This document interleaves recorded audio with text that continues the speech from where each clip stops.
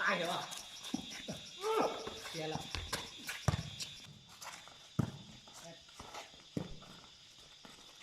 เสียเลยเฮ็ดเบาๆไหมเบา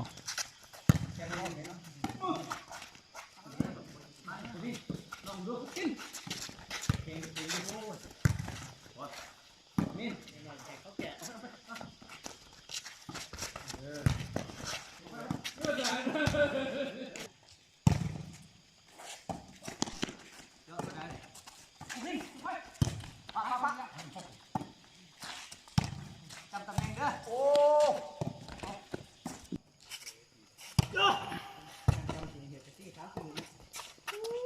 เอาเอ็นเอ็ง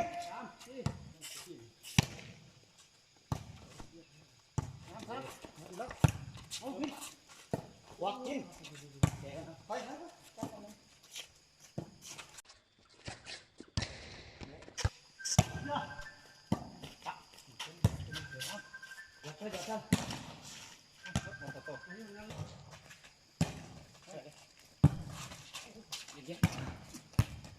ทีมกีฬาผู้แพ้กับผู้ชนะ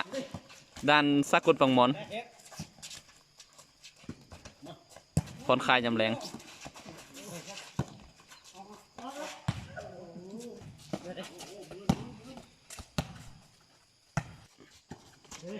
บรรยากาศกลางหุบเข้ายำแรงประมาณนี้แหละ